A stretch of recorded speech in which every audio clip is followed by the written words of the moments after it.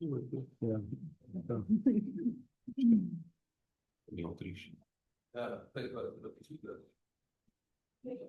Es par darbu ir nepieciešams var atgriezties pie darba tautības.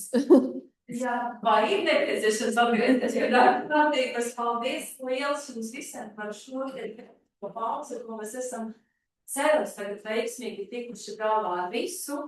Un paldies jums liels, ka atradāt šajā vietnējā laikā iespēju tad pie mums te atnākt. Un mums gaida 2 aizraujošās stundas, kuras mēs ne tikai tagad tikām galā tehniskām problēmām, bet mēs paskatīsimies, kā mēs rast problēmas un mūsdienu aktualitātes risināsim starptautiski iesaistot visus mūsu strateģiskos partnerus, ar kuriem Maija jums tikko tik burvīgi izstāstīja bez nekādas prezentācijas, bet tīri no teikt mūsu nepavisam mākslīgā internetā. Lūk, atgriežoties, tad kāpēc mēs šeit esam, tāpēc, ka projekts ir veiksmīgi ne tikai sācis pāris gadus atpakaļ, bet veiksmīgi turpinājās tagad savam loģiskajam secinājumam. Un mums ir izveidoti pakalpojumi, par kuriem mēs esam ļoti lepni un par kuriem mēs gribētu ar jums dalīties un par kuriem mēs gribētu jums izstāstīt. Un šodien pasākums jums norisinās tādā hibrīda formātā un starptautiski, un tāpēc mums ir attiecīgi pirmo stundu mēs ar jums runāsim latviski, un mēs runāsim par visu to, ko mēs esam darījuši Rīgā, un kā veiksmīgi aprobējam tieši Rīgā šos te pavisam inovatīvos risinājumus, kur mēs izmantojam mūsu datus, kas ir pieejami šeit uz vietas, sasaistām viņus ar kosmosu datiem, sasaistām ar citām valstīm un dabūnām to produktu, kuru mēs ļoti gribētu izmantot, un ne tikai mēs izmantot projektu ietvaros, bet arī mēs ļoti gribētu aiziet un būtu noderīgs tieši jums. Un otrajā daļā, tad mēs saslēdzamies jau online Zoomā ar mūsu starptautiskiem partneriem, un mēs redzēsim prezentāciju jau ļoti konkrēti, kā mēs varam izmantot šo te tūlus. Ja? Pasākums tiek ierakstīts, tiek filmēts, celtinājās lapās nepublicēsim, bet tas būs pieejams pēc tam internetā. Mēs visiem dalībniekiem nosūtīsim gan prezentācijas, gan saiti uz šo te video ierakstu, ko varēs ziemas garajos vakaros, kā deputāts varēsināt savas atmiņas. Ja?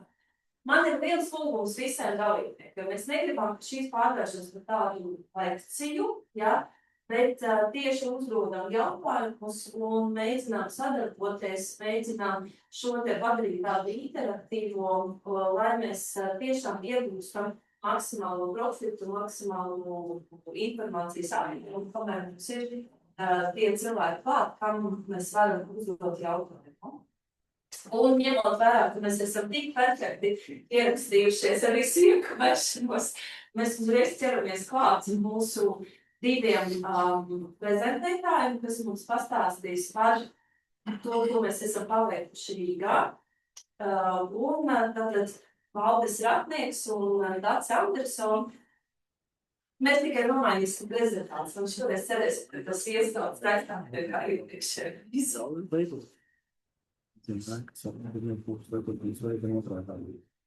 Es kaut kādā domācības likumu izveidīšu kaut kādu inženieru būrību, būšu pēc mūsu pusi, ārks palīdzību. Jā, vēl grupām.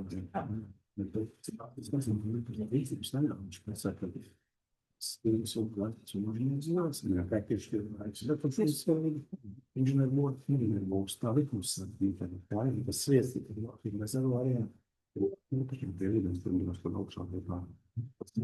Inženieris dzīvē. Inženieris, tad ir daudz locēs, varbūt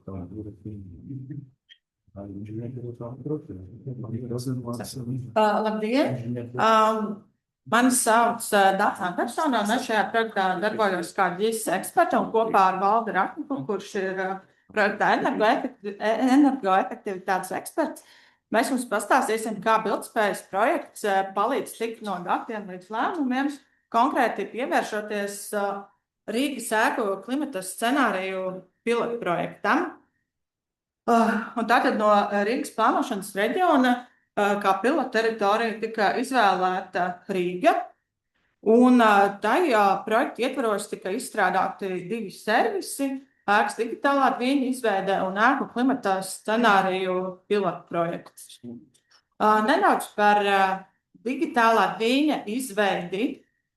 Tātad, kas mums bija jādara? Mums bija jāizvēlas ēka, kurai mēs vēlamies izveidot šo digitālo tvīnu, un kā tādi svarīgākie noteikumi bija, ka tai ir jābūt pašvaldības ēkai, un ka tai ir jābūt nerenovētai ēkai. Kā arī tās novietojumam ir jābūt tādam, lai dati būtu, principā no visām pusēm pieejami, lai būtu tāda brīži stāvoša. Un mēs arī bijām vienīgā pilota teritorija, kam projekta ietvaros dati netika ievākti ar droniem, bet tika izmantoti jau esoši dati, Rīgas pašvaldības rīcībā esoši dati, un tas arī ierobežoja mūsu pieejamību līdz vecpilsētai, kur bija pieejami pietiekuši augstas kvalitātes dati. Un tad mēs izstrādātājiem nodrošinājām tātad lidera datus apmēram ar 200 punktus kvadrātmetru blīvumu ar RGB vērtībām tieši konkrēti par šo ēku. Kā arī tika nodrošināta vēl par lielāku teritoriju, tā skaitā nedaudz centra teritoriju, lai būtu iespējams apmācīt viņu izstrādāto modeli ēku jumtu formu atpazīšanā.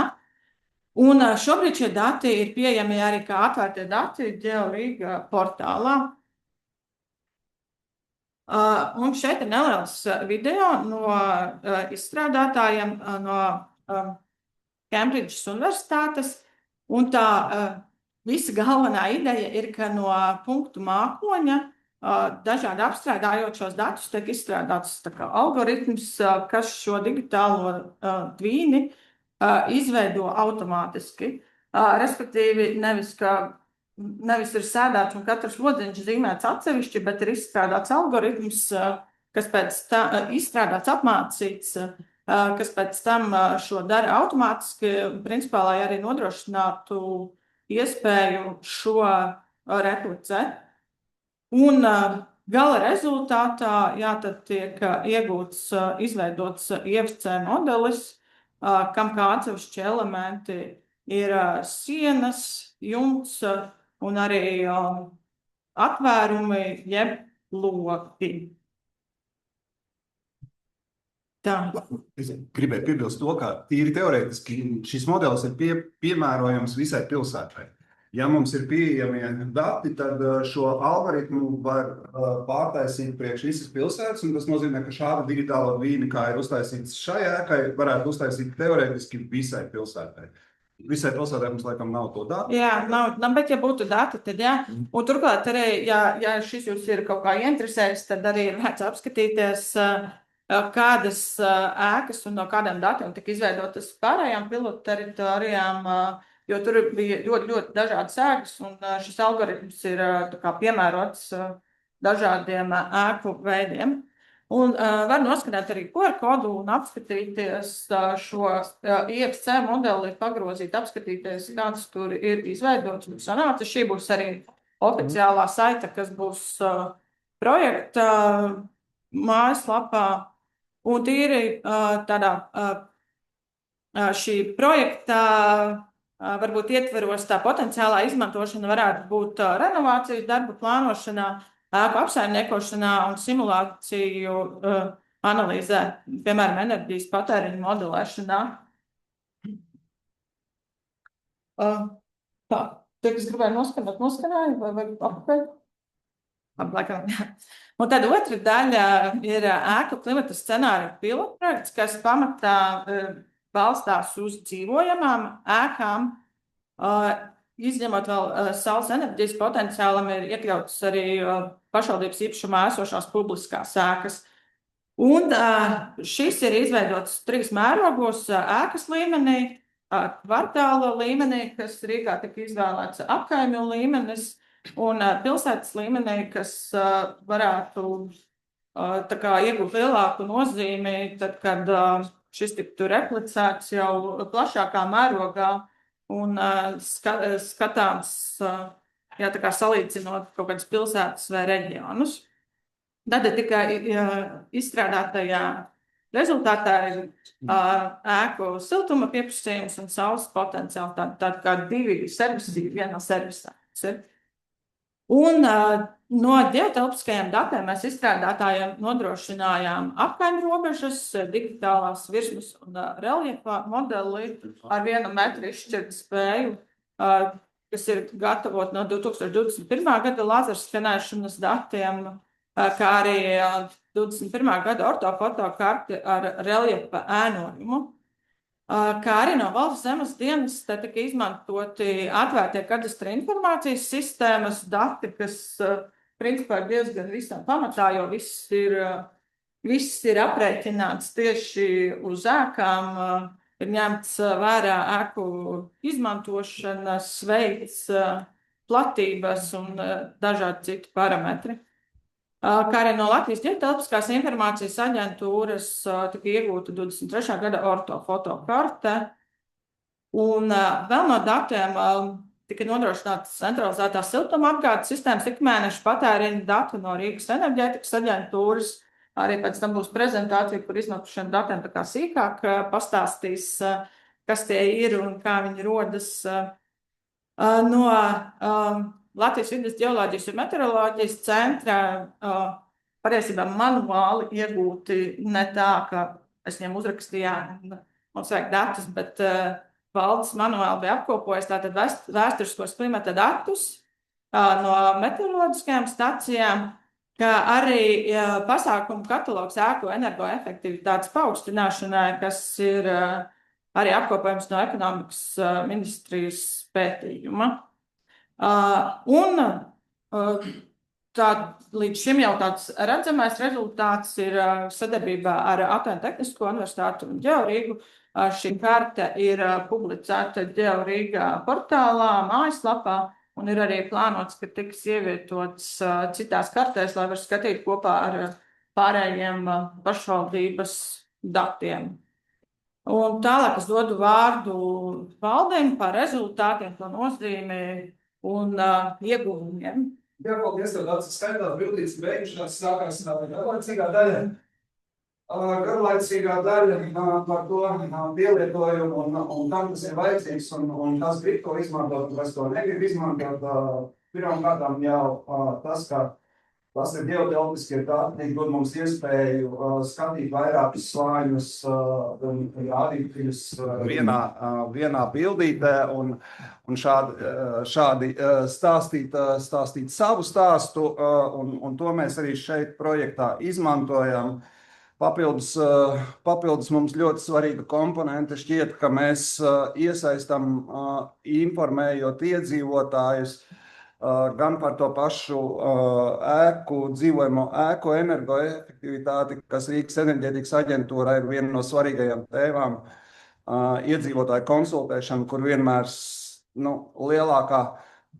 lielākā pretestība ir tieši pārliecināt šos iedzīvotājus, kaut ko mēģināt darīt un ķerties pie kaut kā klāt, kaut ko risināt. Tāpat šobrīd ir ļoti aktuāla tēma par saules paneļiem. Šeit mēs viņu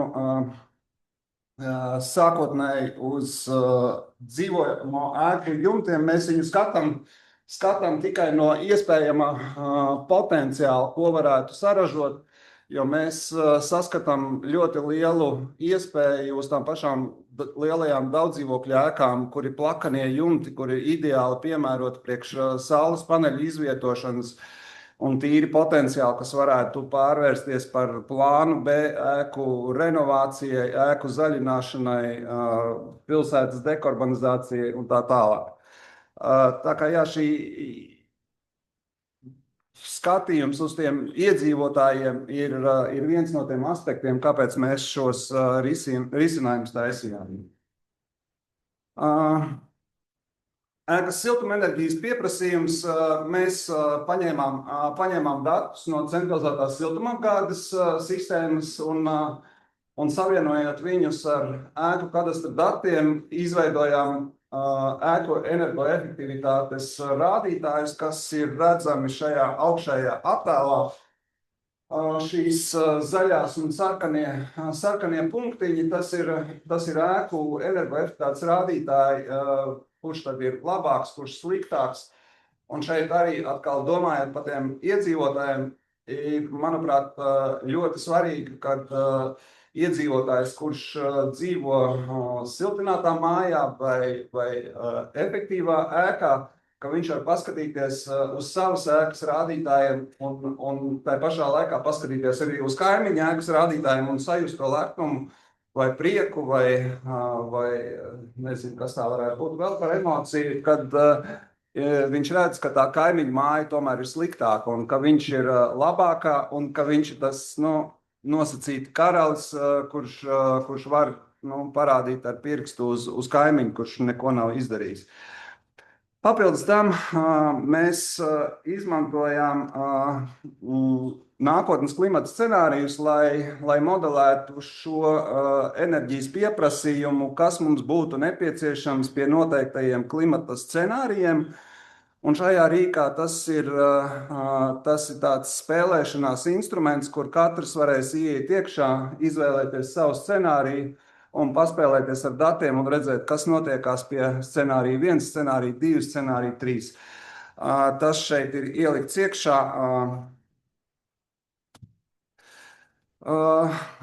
Detalizētāk par pilsētas ēku jumtiem es jau pieskāros, ka mēs izveidojām, pirmkārt aprēķinājām tos jumtu platības, kas ir pieejams katrai ēkai, cik varētu izvietot saules paneļus uz viņiem, un tās ir nenoēnotās ēku platības, kas tiek aprēķinātas un tiek aprēķināts šis vidējais iegūms no šiem izvietotajiem saules paneļiem, un sekojoši arī tie ekonomiskie faktori par nepieciešamajām investīcijām, par viņu atdevi un tam līdzīgi.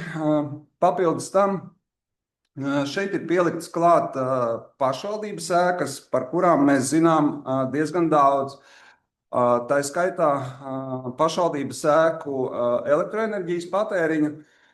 Un atbilstoši mūsu pieredzē, kad mums patīk uzlikt iespējams lielākas jaudas saules paneļu, un kāpēc tam mums ir jāmeklē risinājumi, kā šo elektroenerģiju izlietot un vai kādam uzdāvināt vai atdot. Un tāpēc mēs šeit ņēmām vērā, kad šis saules paneļu ražošanas apjoms ir jāpielāgo ēkas patēriņa profilam. Un tas arī šeit ir izdarīts, kad mēs neesam vairs ņēmuši vērā vienkārši to iespējamo maksimālo apjomu, ko var saražot no šīs jumta platības, bet salikām viņu kopā ar ēkas faktisko nepieciešamo elektroenerģijas pieprasījumu, un tādējādi pateicām to optimālo jaudu, kas ir nepieciešams šiem saules paneļiem, lai nosaktu ēkas patēriņu iespējamajā apjomā, lai mums nerastos pārpalikums, kuru mēs nevaram nekādīgi savādāk izmantot. Kāpēc tas ir svarīgi? Protams, ka tas viss ir svarīgi, tāpēc, kā mums ir jārūpējās par rītdienu, tāpēc, ka mūsu bērniem jāatstāj planēta aptuveni tādā pašā stāvoklī, kā viņi ir šobrīd. Bet daudz vienkāršāk tas ir tas, ka pilsēta ir uzņēmusies saistības klimata neutralitātes jomā. Mūsu valsts ir uzņēmusies saistības klimata neutralitātes jomā, un mums ir kaut kas jādara, lai šo atrisinātu. Un tāpēc mums ir jāsamazina enerģijas patēriņš, tāpēc mums ir jāpalielina atjaunojamo energoresursu izmantošana un jāsamazina CO2 izmešu apjoms. Un kas vēl ir svarīgi, atkal atgriežoties pie tā Rīgas iedzīvotāja, ka tas mums ir jādara visiem, un tās saistības, pilsētas saistības vai valsts saistības beigās ir jārisina mums visiem, un tāpēc mums ir visiem jāiesaistās, un tāpēc mēs gribam to padarīt iespējami publisku priekš visiem, un gribam, lai visi to redz. Tātad Šeit ir iespēja, izmantojot šos rīkus, ir pieejami detalizēti emisiju dati. Ar viņiem ir iespējams spēlēties speciālistu līmenī, vērtējot tos pašus klimata scenārijus, vērtējot ēku atjaunošanas gaitu, vērtējot atjaunīgo energoresursu uzstādīšanas turpmāko progresu un tam līdzīgi. Pielāgošanās klimata pārmaiņām tiek risināta ar šo aprēķina metodiku atbilstoši nākošo gadu vai nākošo desmitgažu temperatūru izmaiņām, kas notiekās, ko mēs visi jau šobrīd novērojam. Un, protams, arī energoefektivitātes paaugstināšana, kas ir viens no lielajiem uzdevumiem Rīgā, daudzdzīvokļu sektorā, pašvaldības sektorā un daudzos citos. Iegūmi iedzīvotājiem un apsaimniekotājiem. Mēs radām papildus instrumentus, ar ko visi iesaistītie, nosauktie vai nenosauktie, var izmantot savu rīcību pārbaudei, savu plānu izstrādei un iespējams izdomāt vēl kaut ko.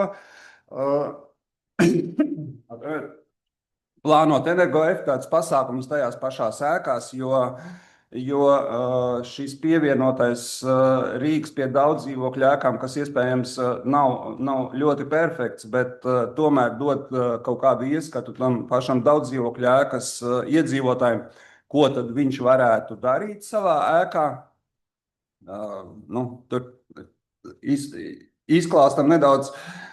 Tur ir iekļauti visi tradicionālie ēku siltināšanas pasākumi, sākot no logu nomaiņas, durvju nomaiņas, beidzot ar siltināšanu ar dažādām metodēm, kur tad iedzīvotājs var paskatīties, kas viņa ēkai būtu piemērotākais un tam līdzīgi. Un kā arī novērtēt tad ietaupījumus pēc renovācijas un iespējams tad vēl prioritizēt kaut kādus savus jaunus pasākumus. Un interaktīvi rīki palīdz iedzīvotājiem. Iegūmi pašvaldībām. Ilgtermiņa enerģētikas plānošana par to pašu klimata jautājumu, savu pasākumu nospraušana.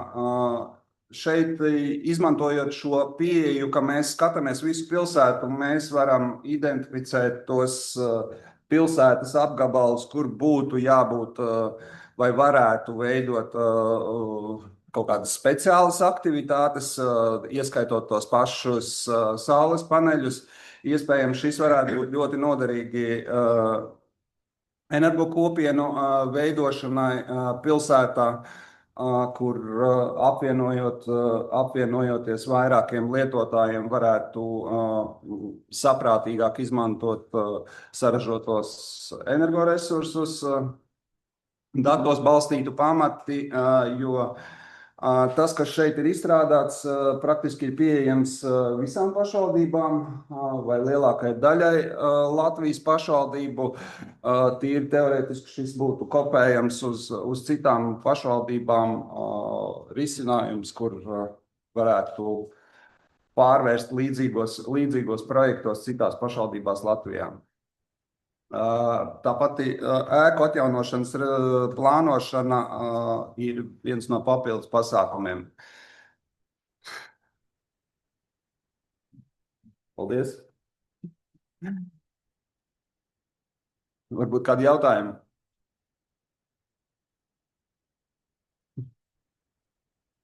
Mums jautājums, cik viegli ir dabūt datus?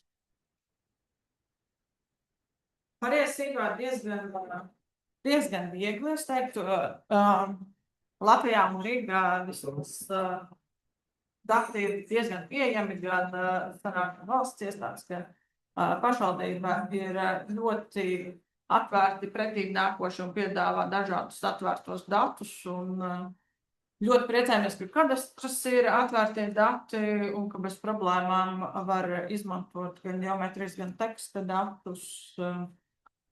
Jā, nu, konkrētajam projektam nebija tādi ļoti traki, varbūt trakākais bija tie meteoroloģijas. Nē, pat nē. Nē. Vistrakākie bija enerģijas patēriņa dati. Tas joprojām mūsu valstī ir viens no lielākajiem noslēpumiem, lai dabūtu ēku enerģijas patēriņa datus.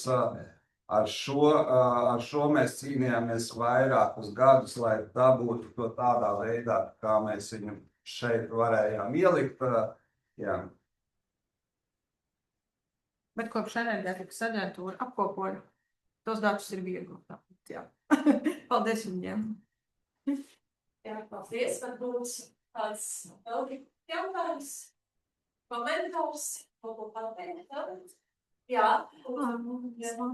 Man ir tāds jautājums, plānojot saules paneļu uzstādīšanu ilgtermiņā, vai ir ņemts vērā, ka tiem saules paneļiem ir ierobežots kalpošanas laiks? Teiksim, tā cik 15 gadi vai cik. Un tas nozīmē, ka pēc kāda laika, pēc 10 vai cik tur gadiem, tie būs jāmaina. Un tas būs liels daudzums atkritumu.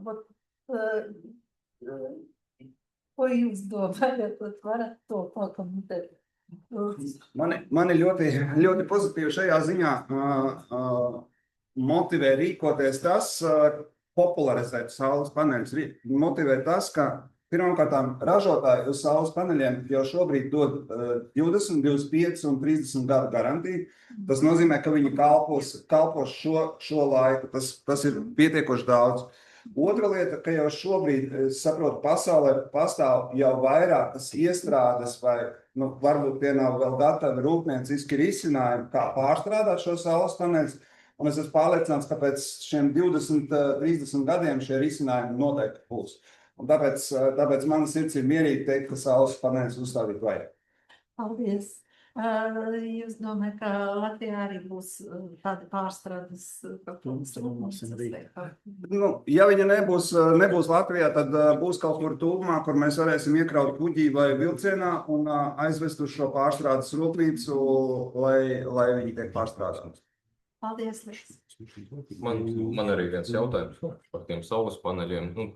Visticamāk jau tas vairāk tīk domāts pašvaldības ēkām, jo, piemēram, ja paņem daudz dzīvokļu ēkas, tur tas patēriņu profils, viņš ir vakarā no rīta. Ko tad darīt ar tām ēkām? Tādā ziņā, diezgan maldinoši. Cilvēks ieiet, paskatās to profilu, piemēram, 100, 500 akumulātori, bet tās izmaksas uzreiz būs citas, vai tas Rīgas ņem vērā, ka jāliek kaut kādi akumulātori, lai varētu to enerģiju izmantot, kāda naktī un tā tālāk. Nē, šis ir diezgan primitīvs aprēķins, tāpēc, ka mēs vienkārši pasakam, cik uz tavas ēkas jumta tu vari saražot saules enerģiju, ņemot vērā novēnojumu un ņemot vērā saules paneļu veiktspēju. Bet arī šobrīd pastāv citi risinājumi, kas mūsu vides un mūsu temperatūru režīmos ļauj izmantot saules paneļus to pašu ēku apsildīšanā, kad pārvērš šo elektroenerģiju, lieko elektroenerģiju siltumenerģijā un tādējādi vismaz tajos vasaras mēnešos var nosekt karstā ūdens patēriņu, piemēram, daudz dzīvokļu ēkā. Un tās būtu risinājums ar pietiekoši vienkāršiem risinājumiem. Paldies. Paldies. Jautājumi jau ir sākušies, bet tagad mēs iedvesmai ir vēl viena prezentācija. Un tagad mēs runāsim par, ko man bija priekšā. Jā. Natālija Bēdes, lūdzu.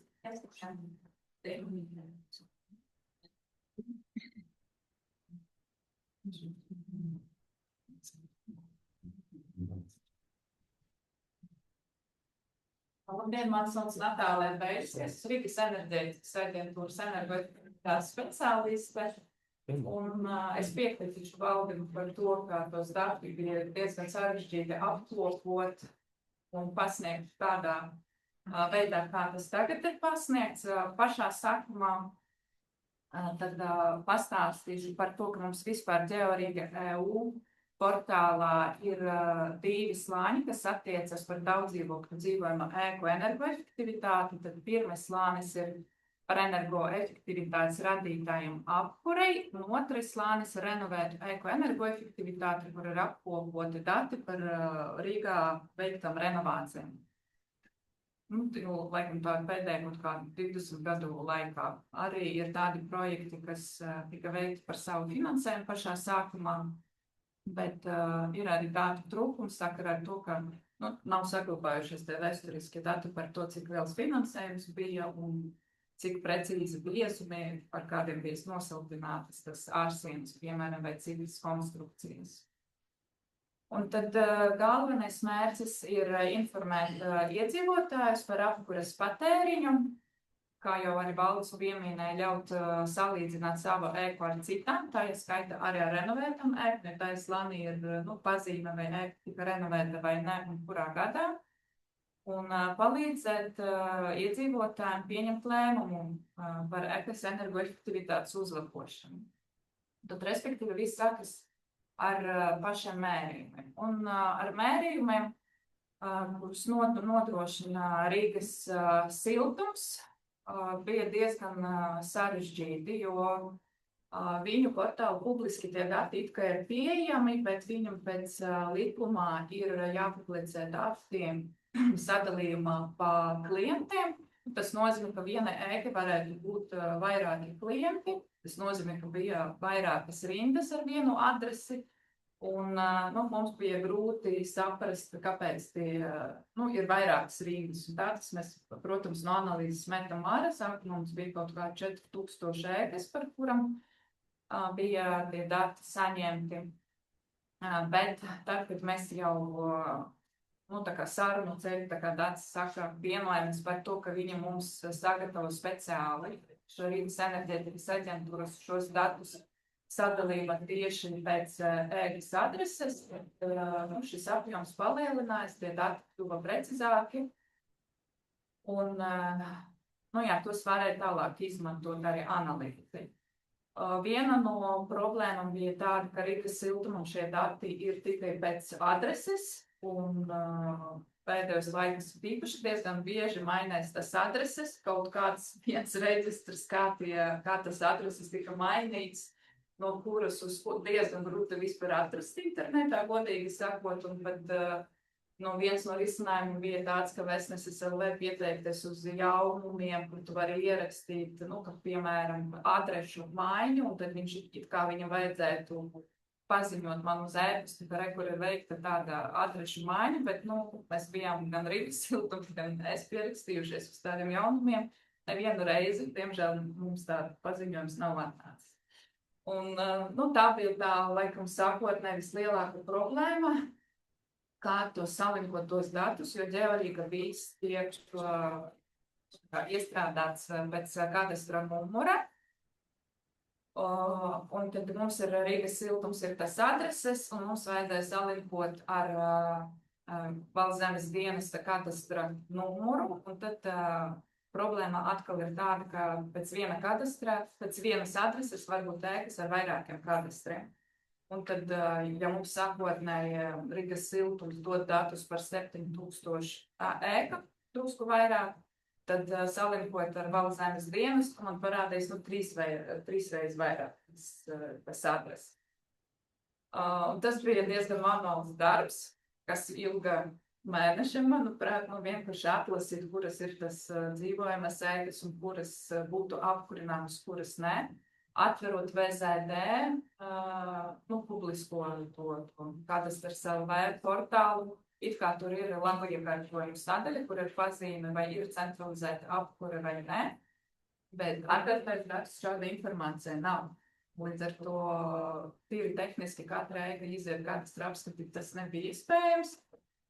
Tādus kaut kādus čūnīšus, nojūmes mēs ņemam ārā, bet kaut kādas tādas garāžas varbūt kaut kur ir arī apkurināmas. Tad līdz ar to, ja zem vienas adreses bija arī garāžas, tad uzreiz grūti noteiktu apkurināmu platību, tādus objektus mēs ņemam ārā, lai nebojātu to mūsu status. Un turpmāk šie dati arī tika nosūtīti Rīgas namu pārvaldniekam saskaņošanai un apkurināmas platības precizējumiem. Ja, piemēram, būtu tāda māja, un es domāju, ka tajā slānī vēl ir tādas ēkas, piemēram, 1 vai 2 dzīvokļi tomēr ir atslēgti no centralizētas siltuma apgādes sistēmas, tādas informācijas nekur nav. Un tādu informāciju nevar nekur arī īstenībā iegūt, jo Rīgas siltumam nav tādas informācijas, un vienīgais, laikam, kas varētu ar to nodarboties un to precizēt, būtu apsaimniekotais un mūsu gadiem Rīgas namu pārvaldnieks. Cik es dzirdēju, viņi veic tādu līdzīgu kaut kādu tagad iepirkumu procedūru, iespējams šie dati tiks precizēti. Tāpēc būtības ir tas, ko es izstāstīju, un vēl papildus tam, kad siltuma enerģijas dati mums ir iedoti par katru mēnesi, kas kopā ir gan apkure, gan karstais ūdens, līdz ar to vajadzēja atdalīt karsto ūdeni no kopēja siltuma enerģijas patēriņu, sadalīt apkurei un karstai ūdens vajadzībām. Tāpēc, ka nav individuāla uzskaita, pārsvarā individuāla siltuma mēslos stāv kopējas skaitītais, kuru uzskaitu kopēju siltuma enerģiju, un, protams, ja tā būtu individuāla uzskaita, tad dati būtu vēl precīzāki. Tad arī, ja, piemēram, parādās kaut kādi jauni pieslēgumi pie centralizētas siltuma apgādes sistēmas, vai arī kaut kādas telpas papildus pievieno jau esošiem siltuma mēslam, tādas informācijas nav, un, protams, Rīgas siltums tādu informāciju arī neapkopos speciāli priekš mums. Tas būtu jau diezgan tāds ilgstošs laikam darbs. Mums tādu informāciju nesniedz, un teica, ka vieglāk izņemt tādus objektus no analīzes. Ir arī tādas tehniskās sistēmas sarežģītas, piemēram, arī, tad, kad analizēju, tieši jautāju Rīgas siltums pārstāvim, kāpēc šeit ir tas, un tā ēka ir pievienota pie tā siltummezgla, un te viņa parādās atsevišķi. Atbilde bija, ka ir sarežģīta siltuma tehniskā sistēma, ņemam ārā. Tad ņemam ārā aptuveni tādas ir 355 ēkas, kuras ir apvienoti siltummezgla ar citām ēkām, kur nevar noteikt precīzi apkurināmu platību. Līdz ar to tā izskata no analīzes. Un pašās beigas, tad, kad mums jau ir tie dati par 5000 vairāk ēkam, tad mēs arī filtrējam tos patēriņus, kas mums ir energoefektivitātes novērtējums apkure kilovatstundas uz kvadrātmetru gadā. Ja ir sanākums pārāk zems vai pārāk augsts radītājs, tad mēs ņemam ārā no analīzes, jo tas liekas diezgan aizdomīgi. Un rezultātā energoefektivitātes apkurei tajā slānī ir atspoguļot informācija par 5518 ēkām. Šeit ir izgriezums no tā, ko var redzēt par katru māju, respektīvi tajās, kā mēs viņu saucam, siltuma karte. Mēs redzam tur faktiskos patēriņus. Mēs varam salīdzināt ar citām ēkām, vienkārši uzklikšķinot uz vairākām ēkām, bet arī šeit, piemēram, mēs redzam, tāds apkopojums salīdzinājums ar līdzvērtīgām ēkām. Piemēram, šī ēka Rostokas iela 44 patēra vairāk par 11% nekā līdzvērtīgas ēkas. Līdzvērtīgas ēkas ir tas, kuras tika būvētas aptuveni tajā pašā laikā periodā, un ir pēc platības līdzīga. Kaut kā tur ir sadalīts pa diapazonu.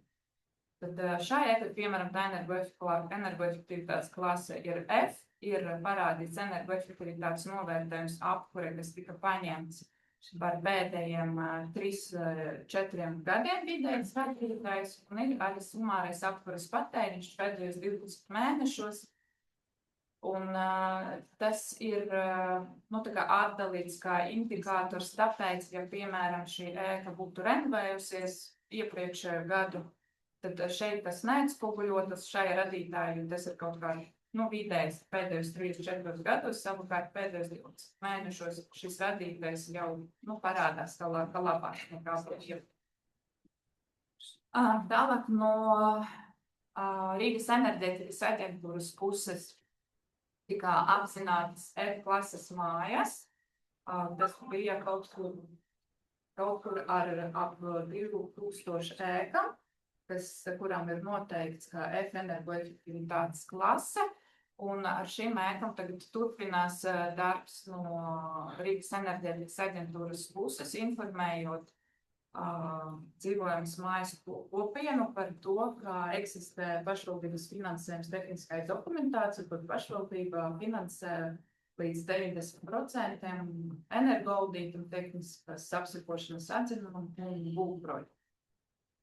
Arī pateicoties šim slānim ir aģentūrai izsniegts pēc pieprasījuma izmērītos energosertifikātus. Tas nozīmē, ka ēkai tiek izsniegts jau reģistrēts būvniecības informācijas sistēmā oficiāls energosertifikāts, kurš tā arī saucas izmērītais energosertifikāts, pamatojoties uz siltuma enerģijas ražotāju datiem. Tur nav energoplāns, līdz ar to tas ir vienkārši tā kā apliecinājums par to, ka šī ēka patara tik daudz un daudz, un tur piešķirta energoefektivitātes klase. Un pateicoties šīm izmērītiem energosertifikātiem, kopienas varēja iesniegt automā jau savus pieteikumus, viņam nevajadzēja gatavot tādu lielu energo audītu, un viņi paspēja ieskriet tajā automā pēdējā vagonā, tā teikt, un iesniegt savu pieteikumu uz renovāciju.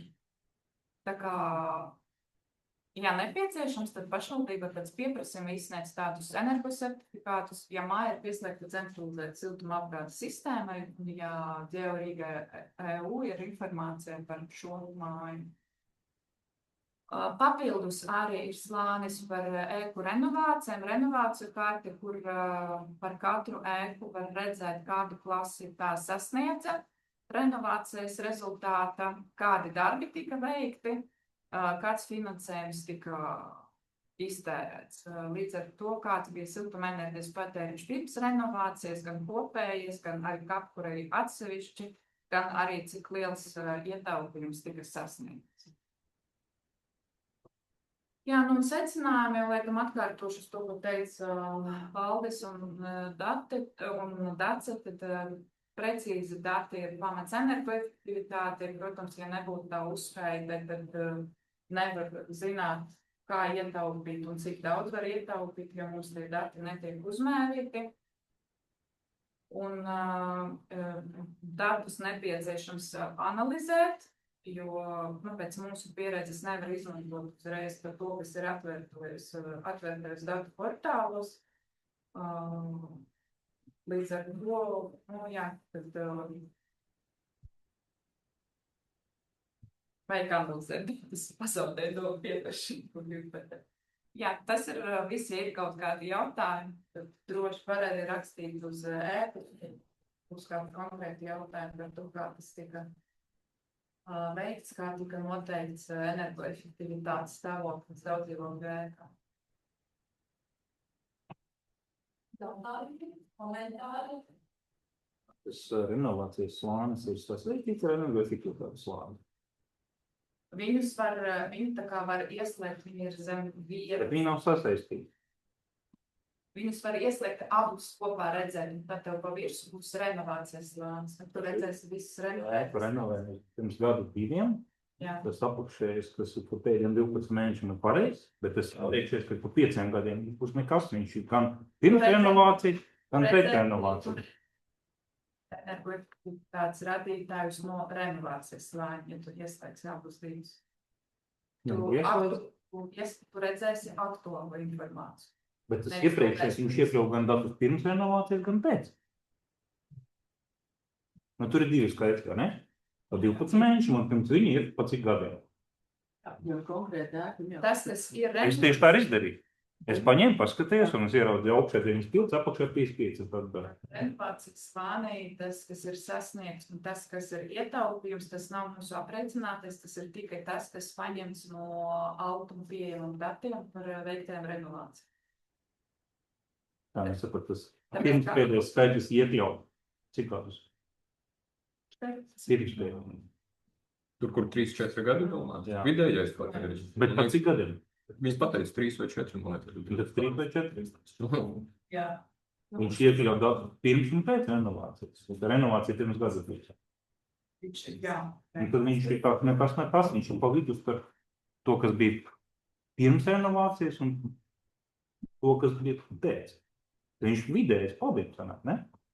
Ja tur 2 gadi pirms renovācijas, 2 pēc, tad viņš ir vidējais. Tas, kas ir Tad viņš nepareiz tādā ziņā. Viņš nepareiz tādā ziņā, bet viņš...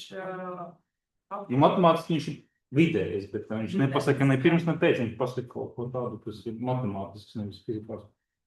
Tāpēc, kā renovētā mēkļa, kas tika renovēta, piemēram, iepriekšējā gadā, mēs nevaram noteikt klasi, tāpēc, ka mums vajag patēriņus par 3 gadiem. Tāpēc man jautājums, vai viņi sasaistīties slāņi. Tādā Tu sasaistīt, nav ja sasaistīts. zināms, kurā gadā tā renovācija veikta, tad kaut kas jādara, vai mums skatās pirms vai pēc vai neskatās. Jo sanāk, tu samiksēties, tad sanāk samiksēt. Rakušā tas ir tas vienkārši Excelis. Un tā nav kaut kāda tur programmatūra vai ko. Nu, ja tu izdomās, kā to izdarīt, es tev būšu pateicīgi. Padomāts. Jā, Ja tur vienkārši tāds, čeks Ivanova, kas siltināts. Es patieši konkrēti vērtu, kas siltināts un 2 gāzes. jo Skaitlis pirms, tur nav nekas. izņemt tās renovētas sēgas no tās slāņa, kas laikam arī būtu nepareizi. Vai nu atstāt, kā ir ar vidēju patēriņu, kur pa vidu, kur renovācija, piemēram, iepriekšējā. Mulcam, ja nezinu, ka tā māja bija renovēta, tā mulcam. Tur ir rakstīts, kurā gadā viņi ir renovēti. Tieši tāpēc tur ir rakstīts, kurā gadā viņi ir renovēti. Viņš jālas. Nu, protams, viņi ir jālasa. Bet ja viņi būtu sasaistīties, tad Tas patiesībā ir viens no tādiem būtiskākajiem laikam jautājumiem un izaicinājumiem viennozīmīgi. Es gribēju Natālijai paprasīt, kā ir sadarbība ar citiem apsaimniekotājiem, sniedzot informāciju. Mēs dzirdējam pārvaldnieku, bet RMC, bet Rīgā ir arī citi apsaimniekotāji, vai viņi tos datus vispār vāc, vai noteikti un kādiem saturīga apmaiņa. Saturīga apmaiņa nenociešana. Mēs arī godīgi sakot, neesam pieprasījuši, tāpēc, ka tas ir jāsagatavo, sakot, ka mums būtu jāsagatavo apsaimniekotājiem, kāda pieder, kuram apsaimniekotājiem. Informācija arī ir jāsameklē, un rakstīt viņu oficiālas vēstules, tad burtiski tas ir jāizklasta viss tas ēku saraksts, kas pie viņam atrodas apsaimniekošana, un jāpieprasa sniegt papildus informāciju. Nav vēl tas izdarīts. Jā, bet tas arī ir izaicinājums. Jā. Man tāds viens jautājums. Jūs pateicāt, tur Excelis, ir zem tā karšu slāņa, vai ir panākts ar Rīgas siltumu to, ka tie dati ir interaktīvie, to, ka viņi atjaunojas, arī. Nē, Rīgas siltums mums sūta Exceli katru mēnesi. Bet, katru mēnesi tie dati tiek ielikti tajā Exceli, un tas Excelis pēc tam jau, kartē tie aktuālie dati rādās. Jā. Es varētu papildināt par šo, iemetot vēl vienu atmaiņu siltumu dārziņā, kad tas, ko es teicu, ka mēs cīnījāmies par tiem datiem, tad šī brīža situācija, tas jau ir ļoti liels progress, salīdzinot ar to, kā tas viss sākās, jo pēc būtības mēs viņus piespiedām uz to, tas nav vajag svārds, bet mēs dabūjām šo Exceli tikai pēc tam, kad mēs pieķērāmies pie viņu PDF lasīšanas. Mēs dabūjām gatavu algoritmu, kad mēs izlasījām PDF un pārcēlām to PDF uz Exceli, un sākām to analizēt. Tā bija tā pāris gadu cīņa, kas gāja, lai dabūtu tādā veidā. Tas ir, nezinu, kādu lai nosauc, ka tas pašvaldības praktiski uzņēmums un šādi noteiktās, bet tā ir situācija, jā. Un tā, mēs tagad runājam tāpatās tikai par centralizētās siltumapgādes datiem, bet mums vēl ir 2/3 ēku, kurām ir citi apkurs veidi, un par tiem vispār nekādas nojausmas nav, kas tur notiekās, un nav nekādas nojausmas, kur tos datus dabūt, un vai vispār kādreiz dzīvē mēs jums dabūsim redzēt. Latvijas gāzes dati netiek ņemti vērā tām ēkām, kur ir tā gāze. Tas ir lielākais noslēpums Latvijā.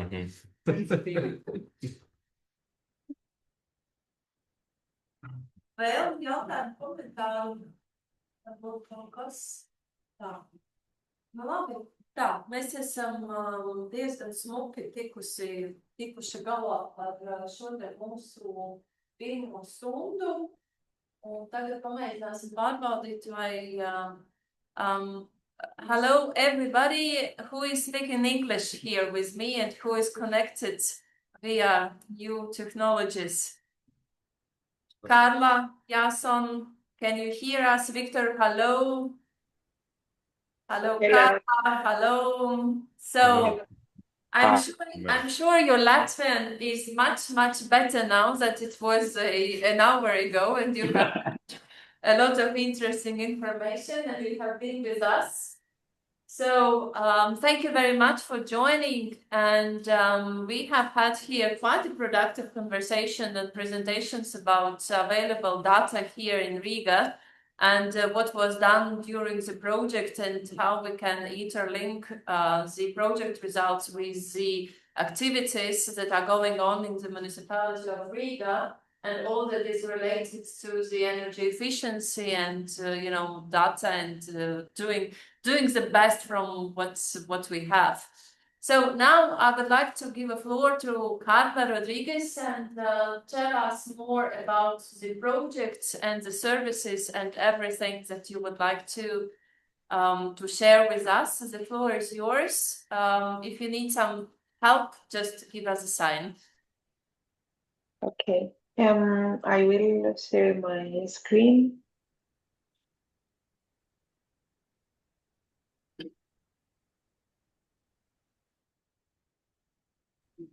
And hope you can see it now full mode. Thank you. We can see and we can hear you very well. Thank you. Okay. So I'll go. This is the first part of the presentation in which we are going to introduce in the first place the 5 services that we have developed in the project, and then we'll focus in the service we developed for the Riga pilot. So very quickly, BuildSpace the decision support services across two scales. At the building level, we have digital twin generation and the digital twin enrichment. And at the city level, we have our service, which is our focus today, to model energy demand and then we have service 4 and 5, which are about assessing urban heat risk and model urban flood impact. So at building level, we have the first service about the digital twin generation, which automates 3D digital twins from unnamed aerial vehicles and SLAM data. This aligns with the Galileo EGNSS for high accuracy geolocation, and it also enables construction monitoring, progress tracking, and also 3D and virtual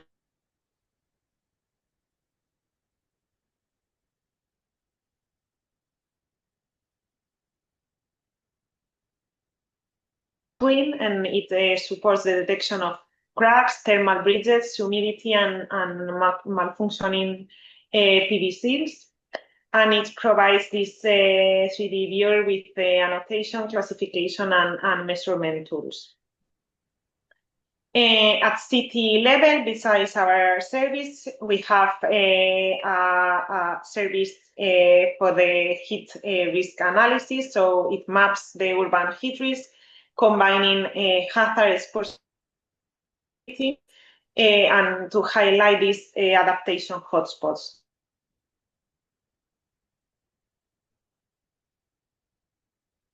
On the other side, the urban flood service simulates flood impacts under rainfall scenarios. It's all flood prone hotspots and also damaged hotspots. And it tests blue-green infrastructure and adaptation measures catalog. So now going back to our service, so what is our service? So it is an interactive web-based tool, and it allows to visualize and analyze heating, cooling, and hot water demand under both current and future climate scenarios. It also includes a retrofitting strategies module and solar PV potential. So it is useful for both energy efficiency and renewable energy integration. About why our service matters. So because climate change affects not only ecosystem, but also how buildings consume energy. Since temperatures rise, heating needs will fall, but cooling demand will rise, so especially in summer. If we base renovation strategies only on past climate, we risk misguiding investments. So this tool shows how demand shifts over time using IPCC scenarios and for future periods, and also this helps to cities to prioritize measures and that are effective under future conditions. About inputs used in the service, so let's talk a bit about the diverse and multiple data sources. First, building data, so from cadastral or OpenStreetMap, also geometric properties, typology, and very relevant, the geometry in GIS format, but also the typology, the year of construction, the use, and also the party walls. Then we need climate data, so the typical year meteorological and this bias correction with these climate scenarios and at future timeframes. We have also used retrofitting measures information, so passive solutions with the cost and the performance, mainly for facade, roof, windows, and for basement. And then for the solar PV functionality, we have PVGs-based rooftop estimation to have this annual rooftop yield. And there we just can see a very simple scheme of how all these things work together in our algorithm to calculate the energy demand model. Now I will just shortly deep dive on these shared socioeconomic pathways. So the scenarios, the climate scenarios we were talking about, we included 3 scenarios. So the SSP 245, the 370, and 585. These are medium, high, and very high emissions scenarios, and they also combine this information with some socioeconomic of the world. So mitigation apply for the first one, fragmented policies and high inequality in across countries, and then fossil fuel development and very high emissions. So the last one would be the worst one that we will try to avoid, but you can see the simulation in our service. So, well, this is a screenshot of the service. So these are the key functionalities. So first, this you can see the energy demand maps today and for these climate change scenarios. Then we have analytic panel for building, so you can see geometry breakdown and EPC and other building information. We have also this functionality for scenario comparison, so side by side.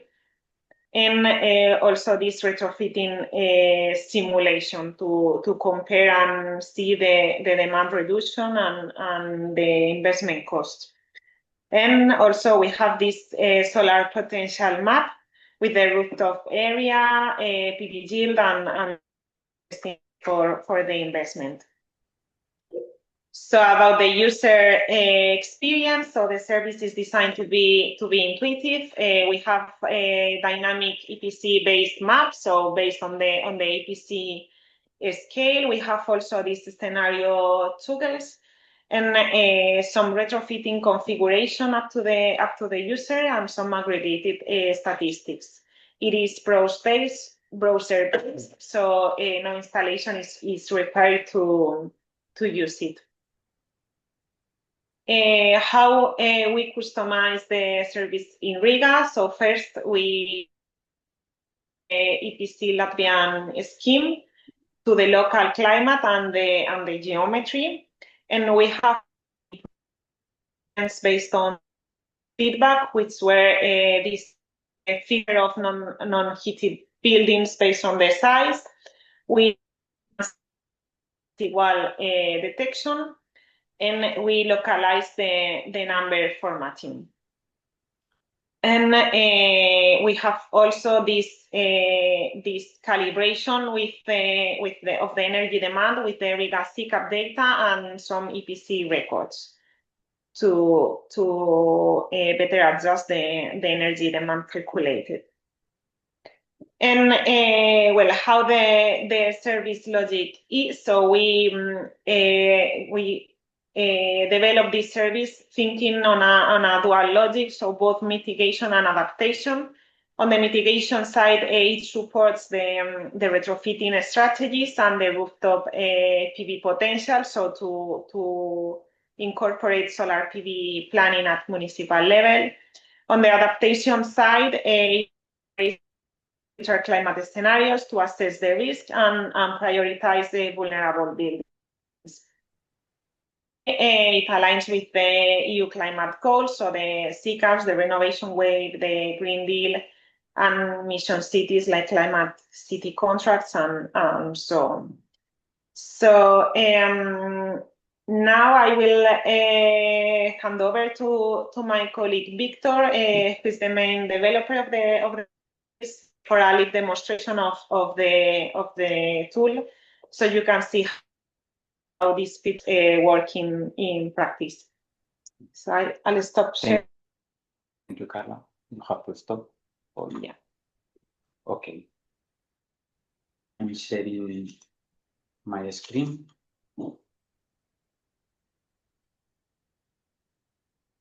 Can you see my screen? Okay.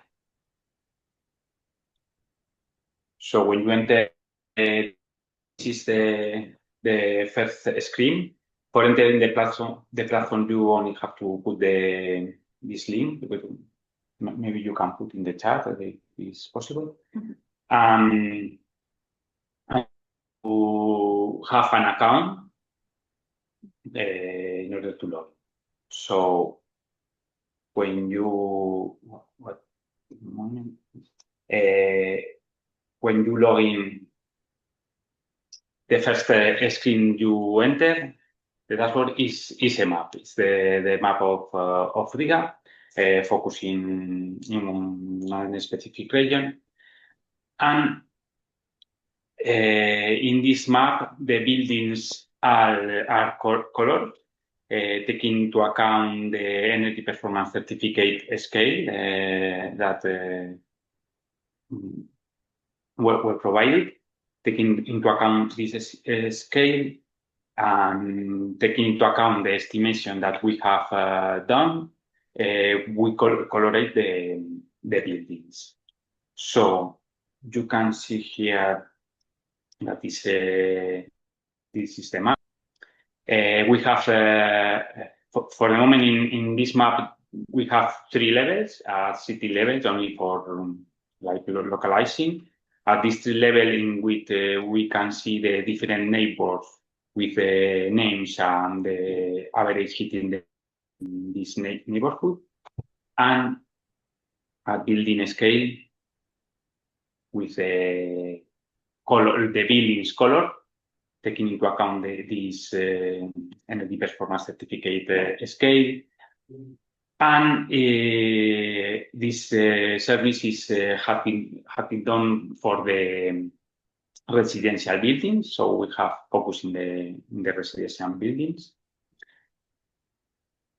Okay, what we can do in the we can click in one specific, and we can see different characteristics. First, genetic information that we have collected from the cadastre. After that, combined with the geometrical information, after that we can see average geometric characteristic of this building. The external facade has been calculated taking into account the geometrical information that we have. The party walls surface, this can be seen for buildings that share walls with other buildings. So here we can see the surface of these party walls. The window surface, this windows surface has been estimated taking into account windows wall ratio or windows floor ratio. The sum of the external facade surface without windows, the total envelope surface, the roof and floor surface, the volume, the compactness rate. This is the characteristic that we can see. And for the estimations, we will provide the estimations that we have the heating energy demand, the cooling energy demand, and the domestic hot water energy demand. In fact, the heating energy demand, all of these have been calculated taking into account the energy performance building directive, so algorithms based in this directive, and taking into account all the data that we have. So, what more things we can do in the platform?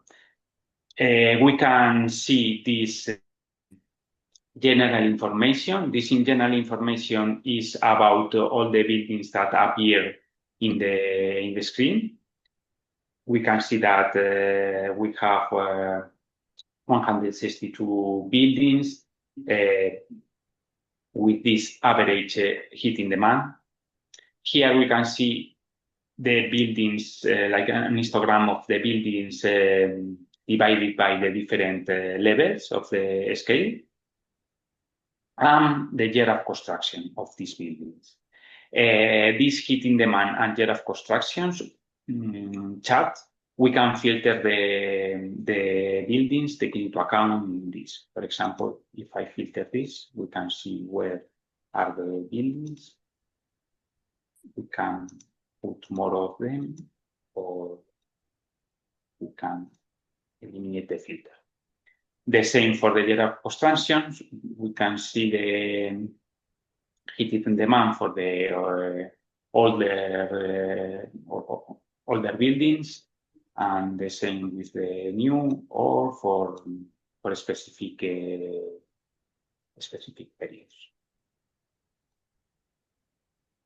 Okay, so I think this is the main. We can go in the district level, and also having this information of the district. Remember that the parameters are taking into account only the residential buildings. So we have here average characteristic, but for the buildings or for the residential buildings. In this in this neighborhood, we have 370 buildings. The average construction year is this. The area of the building is that. And regarding the average geometric characteristics, they are similar to the others. But we provide here also the average number of floors.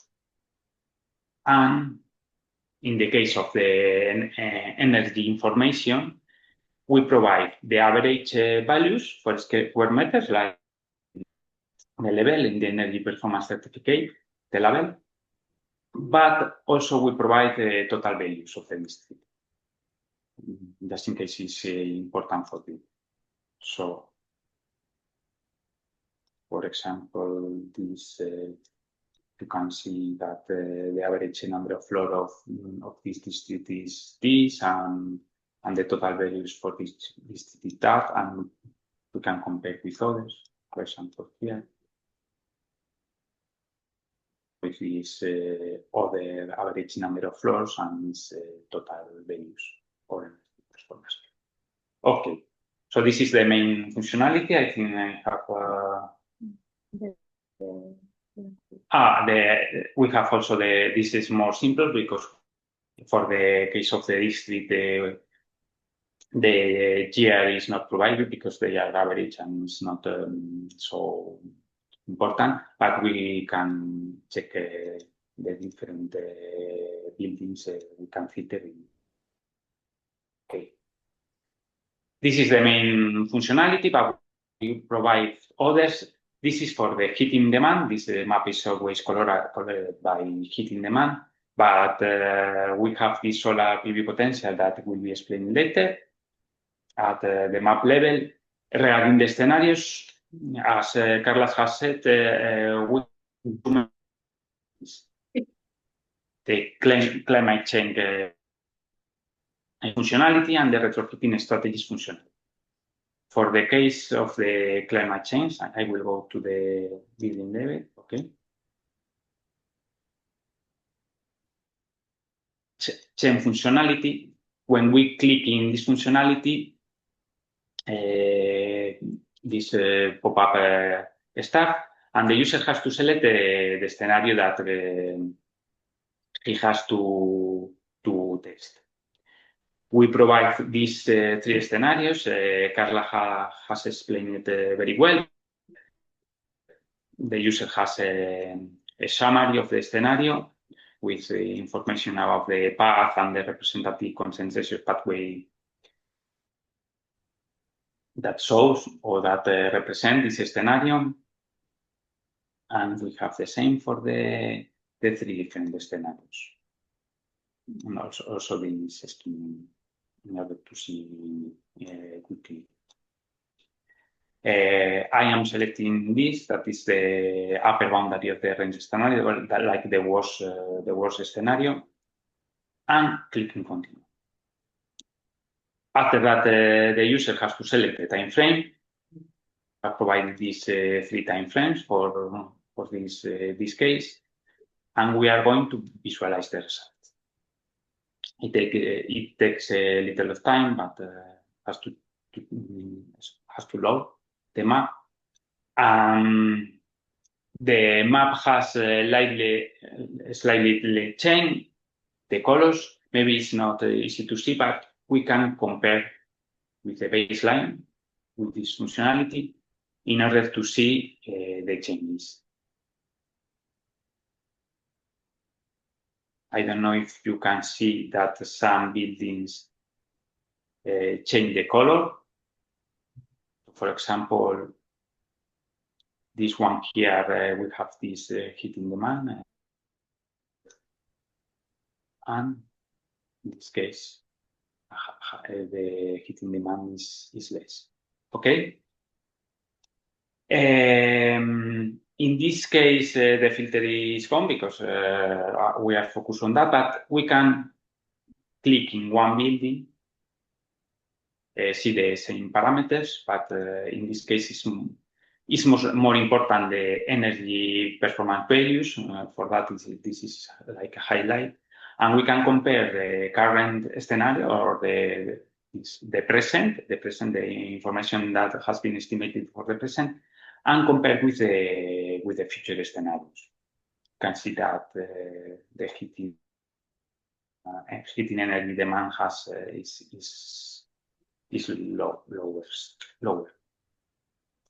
So anyway, canceling this, we cannot use these filters also.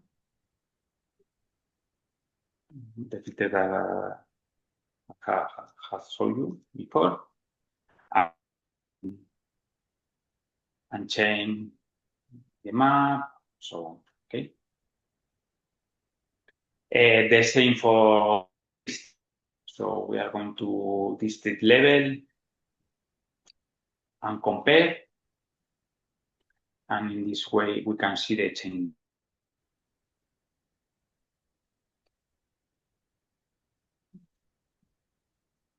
Is that it? Okay.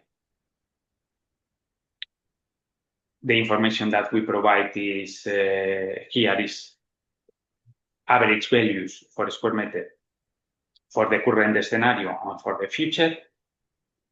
But also we are providing the total values of the district for the current scenario and for the future. Okay. So I think short for this functionality. Yeah. Right now we are going with the other functionality and using this. Okay. I'm going to build level.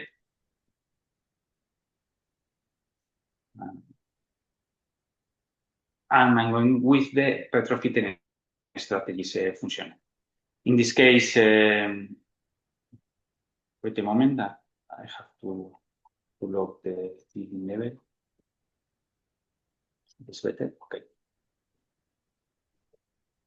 I'm selecting.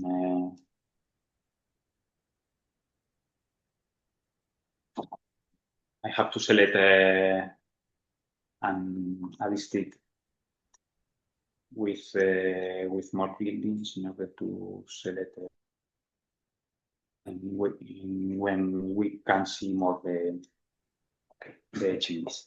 So for the retrofitting strategies, here indicate that have to select a building on the map. So we click in a building, and the user can select retrofitting measures in these four types of measures. We have window improvement, facade insulation, roof insulation, and basement floor insulation. In this, for these measures, we have here for the windows, for example, we have 2-pane windows or 3-pane windows. This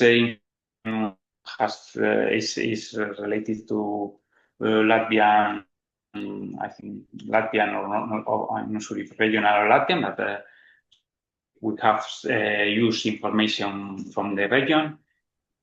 And right now I'm selecting these 2-pane windows with this U value and add these measures to like the set of measures. For the facades, we have these two types, the insulation with stone wool or facade insulation with polystyrene foam. And I'm selecting this and add this measure. For the roof insulation, we have more types of insulation. In this case, I'm selecting this one. And for the basement floor insulation, we have these three alternatives for this basement covered with stone wool. I'm selecting this, but delete it or change it, so you can select this, try and change. And I am applying these measures around in this scenario. So right now we are taking the characteristic of the building and changing with the new characteristics that the measures has modified in the building. And this is the result. We provide the information of the label and also the information of the energy by square meter for the baseline scenario, and we compare with the retrofitted scenario. We can see that the heating demand is lower, and we can see also the cost for this. Remember that you can check the measures here, and also we can go back and change, in this case, selecting this and putting windows like more efficient and apply. And in this case, we compare with the baseline, the new values or with the baseline. Okay, but apart of that, we provide another functionality that is see how these measures come, or how these measures operate in the future, taking into account climate change scenarios. In this case, I'm selecting the same that in the other. We have this 3 and 3 as in the previous functionality, and we calculate for this. Right now, here you can see the values of the scenario, taking into account this future scenario, the scenario and the time frame, and compared with the retrofitted scenario, but in the present. So we can see that it's more more efficient in the future because we have more heating. We need less heating. So we can change the climate comparison, the time climate scenario, the time frame, and also change the selection of the emissions. So I think I have shown all the functionalities. Yes. Right now, I think it's just on time for sharing the part of the solar PV potential. So I'm stopping my sharing. So Jason. Victor, may I have one question to you? Yes. It looks very everything easy, smoothly running, nice, etc. But did you had some problems or difficulties or challenges by developing these tools? Well, it seems not. Always there is difficulties. Yes, usually is the data, the quality of the data. I think the problems the wall were not. It was not easy to calculate the party walls for the buildings because the geometry in order to calculate has to be very precise. So for some, I remember for some part of the district, or for some district, it was very well calculated, but not for all the buildings. I think this is a problem. Also, having information about the specific materials, the characteristics. In this case, we have to estimate, use a database that sometimes they are not very well complete. So this is like a difficulty. I don't know right now. I don't know more difficulties. The scenarios in the future, we have to do different like calculations for the meteorological data in order to put different years in one. Always forget the name. The the year meteorological, the typical meteorological. Yes. And have to check, test, and see if it has sense or not. I think these are the most problematic things. The data, the quality of the data, the quantity of the data, and these problems with the calculations, check, testing. Also, when we are for a lot of buildings, because this is thousands of buildings, we cannot calibrate with all the buildings. We have not. We are not able to test all the data, so we have to pick different buildings, different parts of the cities, and to calibrate and test with that. So this is we are not sure if every building is okay, but at least for the buildings that we have calibrated, it has sense. I think it's more or less they are the problems and the difficulties. Thank you, Victor.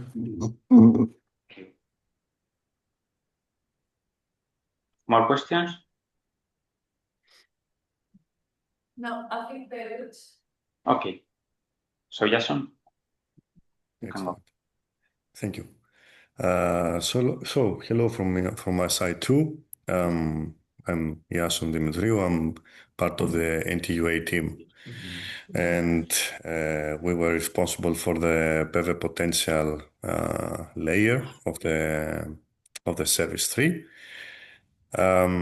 So to share some of input of how we performed the service, let me share my screen.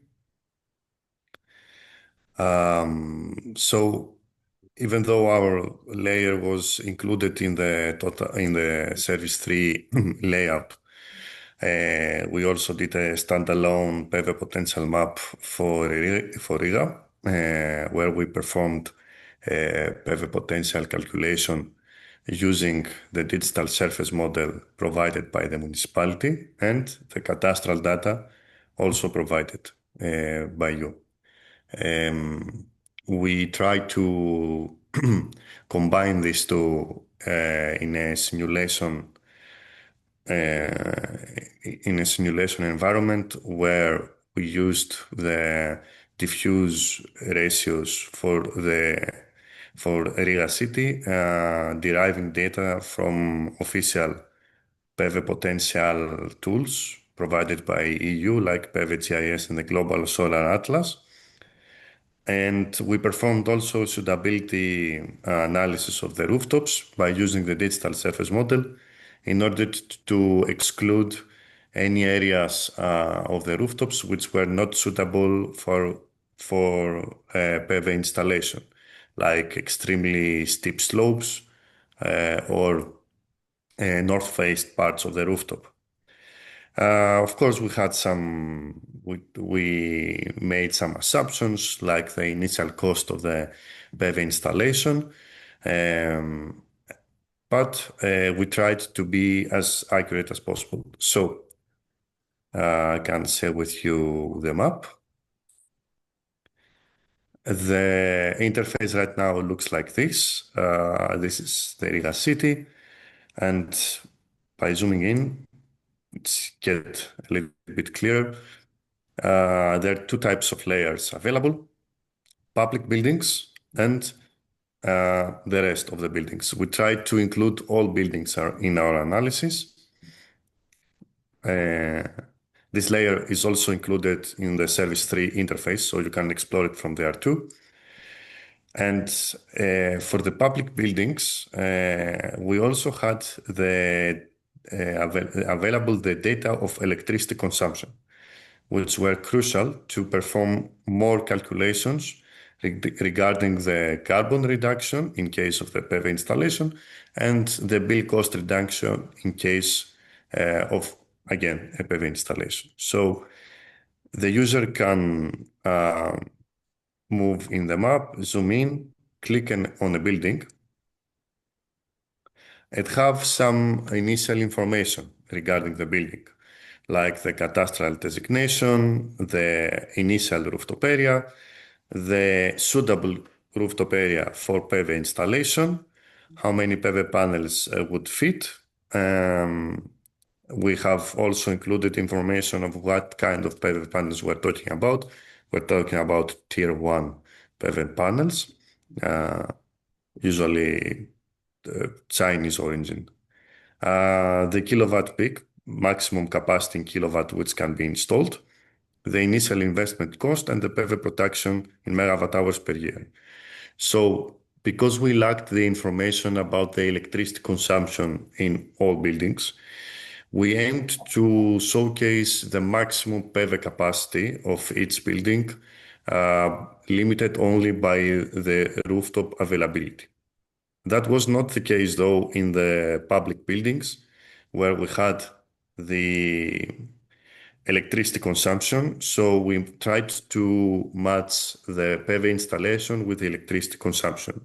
We also took into account that the Riga electricity network, when an owner has a PV installation, they can store kilowatt hours in the network, so they can use it in another specific time of consumption. So that was also an assumption that we did in order to simplify a little bit the process. So a public building has several more information, like the building use, the name of the institution, how many floors it has, again, the available rooftop area, the kilowatt that can be installed, the investment cost per the production, the total electricity demand of the building, and the annual bill cost reduction percentage and carbon reduction. These two were calculated according to some equations that we provided, and they're usually really close to one each other. And there's also the graphs which portrayed the PV production and the electricity demand. Also, the user can download the data for a specific building by clicking the action button and export it to a CSV or other market or view a table.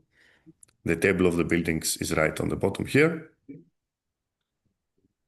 And of course, there is a search cadastral designation search bar where if someone wants to search a building by a cadastral number or an address, let's say, for example,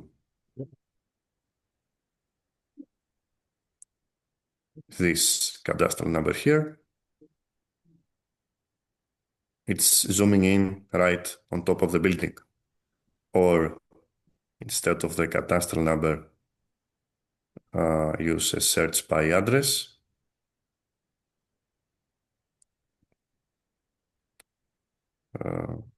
Here it is. Give it a second. Okay. So I'm going to another place of the map.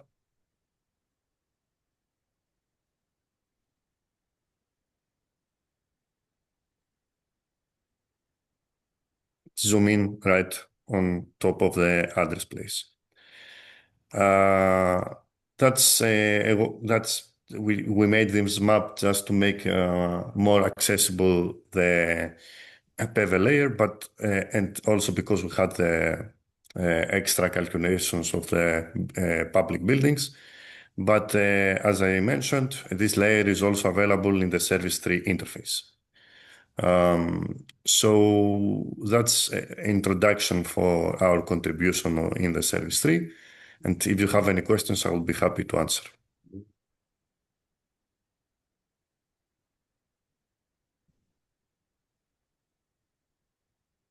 So maybe everything is clear. You understood everything. You liked it very much, and everything is well. Of course, we like it very much, Jason. Thank you for development, and it looks pretty good. And I do not have any questions, but yeah. Finally, let me just add a small comment from my side. At least we had a very good collaboration so far, and I will be happy to collaborate again in future projects. It was very good. Thank you. But still, I would like to ask if maybe there are some comments from here. Anything to ask? Everybody's quiet. Okay, thank you very much. Then, Carla, we'll give floor to you again. Okay. Yeah, I will give the floor briefly to Victor to finish with the platform. Yes, I want to show you also the map of the solar that Jason has shown. So can you see? It's loading. So you can see right now? Okay.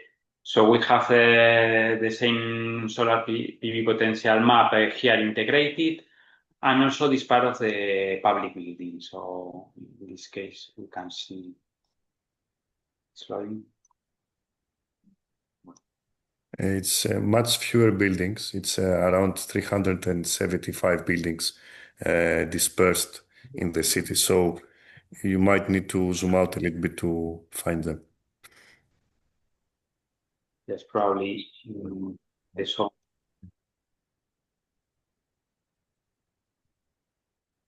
For this, okay. In this case, you can see directly all the buildings, and if not, you can see this PV potential in all the buildings. Okay, I think it's loading. Okay, yes. And I also want to comment two other functionalities that they are very simple. The contact with information of the contact of the project and also for the information of the developers.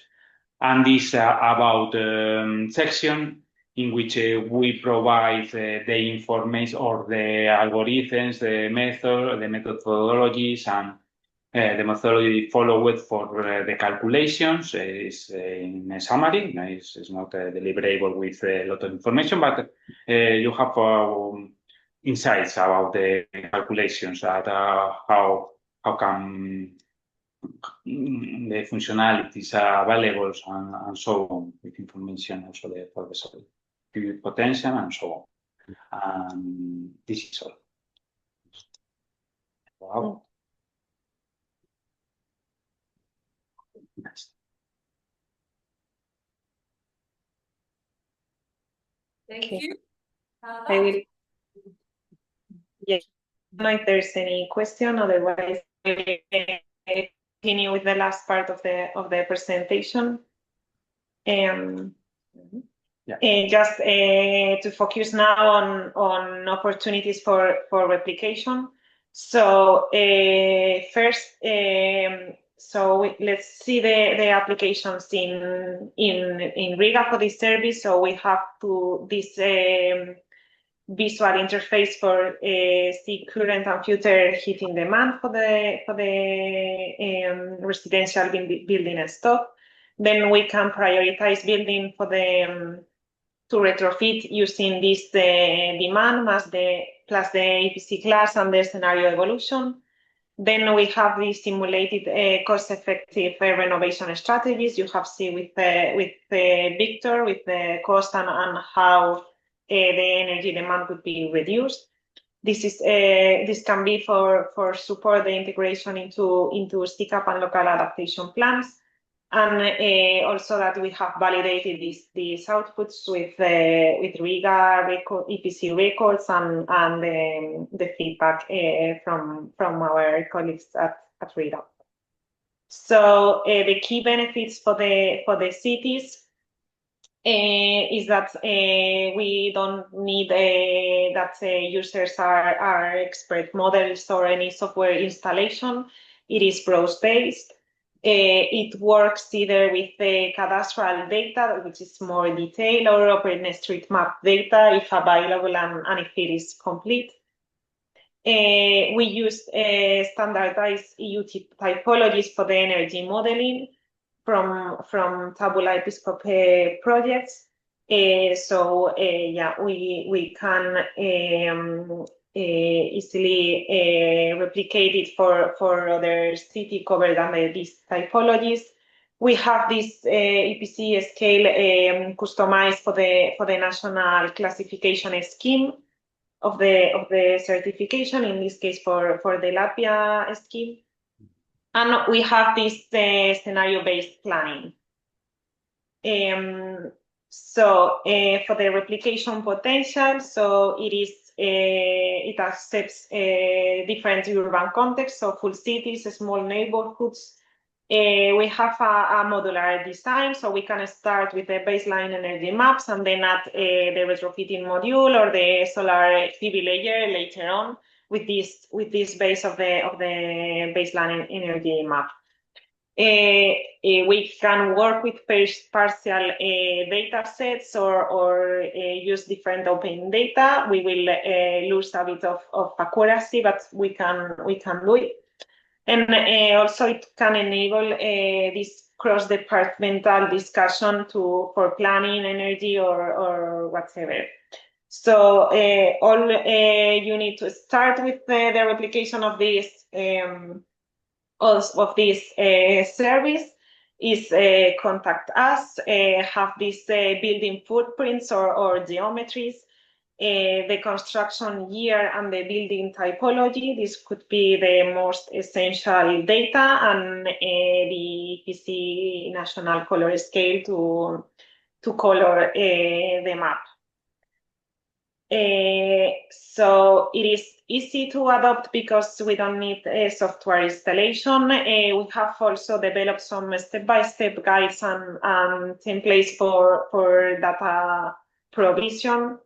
We have some pre-filled assumptions to develop this some in a kind of quickly way. Also, we have these customization options. We have technical support and onboarding by the service team, and we have already successfully developed in Riga, and also within this project we developed the base map for the energy demand. In that case, we put the focus on the cooling energy demand because it was for Piraeus, so next to Athens in Greece, and their main concern was the heat and the cooling energy demand. So also there is in the project this call for replication open. So it is open until next month, so October 2025. You can access it at the project website, and you just complete the application, and the selected cities will receive exclusive access to the full tool and step-by-step and onboarding support, some custom data preparation help.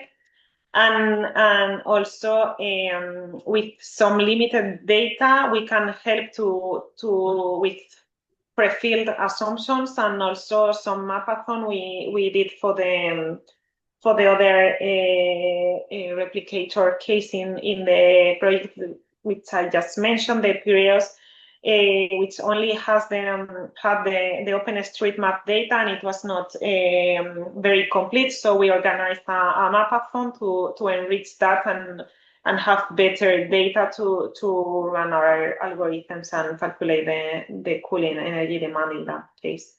So that's also how we can help to improve data. And that would be all from our side. So just encourage you to apply the open call for replication, and just happy to take any questions.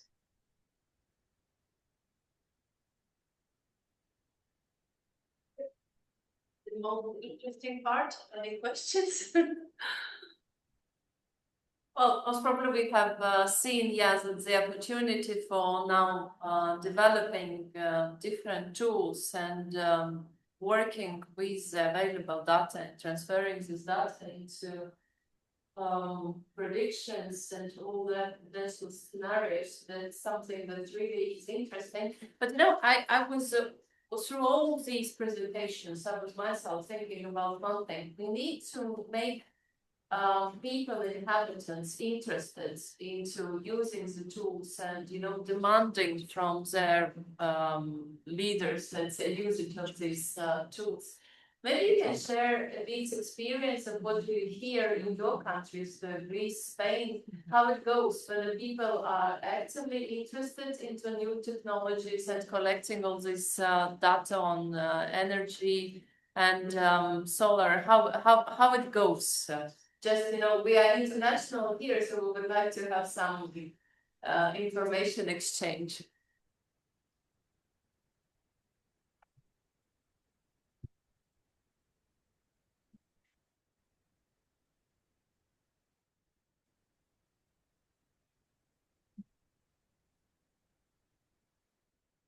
No, Carla, maybe you have a little comments? Sorry. Are people interested and into this, you know, checking the energy data and using this data to improve their housing and to improve their decision making, let's say? But it is a question for me. No, just you know, maybe you can, yeah, just a bit about what you hear, how to say, not specific data needed, but just what you hear from the TV or from, I don't know, whatever, because you are in the other country and, you know, that's why we were wondering. Yeah, in a past project, we developed a similar tool for our region too, and it was very, very useful here, because it is also key to identify vulnerable zones in a city, and also trying to see when a city council has some money to invest on some retrofitting. So the most or the areas with the higher potential to be helped or supported and reduce their energy demand. I mean, the most needed buildings, areas, and yeah, this identification, I think, is key for decision making at municipal level.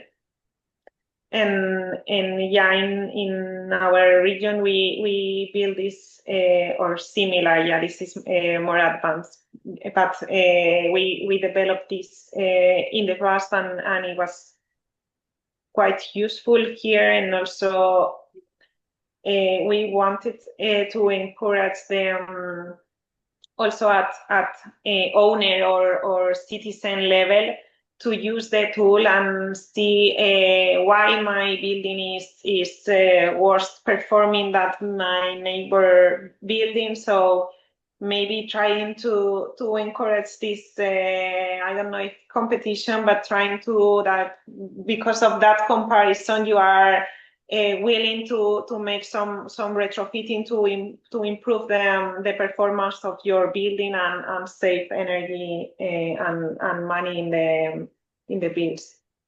So this, yeah, our insights also from previous developing in our country. Thank you. Okay, since no more questions, thank you very much. Just once again to you as well, all the presentations will be collected and sent to everybody afterwards, and the event is recorded, and we will find a good place online to post it. Thank you very much again, Victor, Carla, Jason, thank you so much. Thank you. Thank you. Thank you. Nice All to the be here. best. Thank you. Bye. Un pirms mēs dodamies uz tādu kā teikt, gandrīz noslēgumu. Mums ir lūgums, kamēr jums atmiņā vēl, kā teikt, ir viss fresh, paskatīties un novērtēt šo te pakalpojumu. Tur ir 6 vienkāršie jautājumi. Būtu ļoti, ļoti forši, ka mēs to izdarītu, kamēr mēs visi neaiziesim. Jo tikko mēs aiziesim, mēs neviens neko vairs nedarīsim, pateiksim. Tāpēc, jā, nelaidīsim ārā, kamēr nebūs uztaisīts.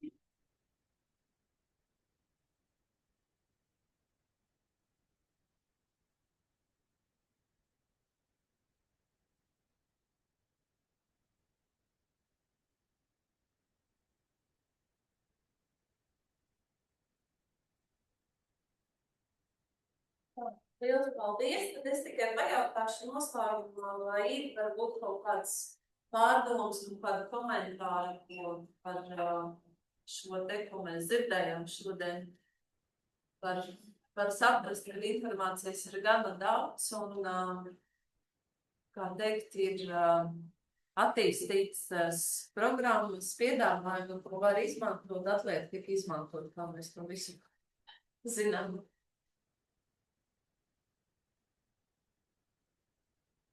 Jā, tad, ja nav, tad paldies jums visiem par pacietību, par klātbūtni, un mums vēl gaida kafija un iespēja aprunāties savā starpā. Paldies!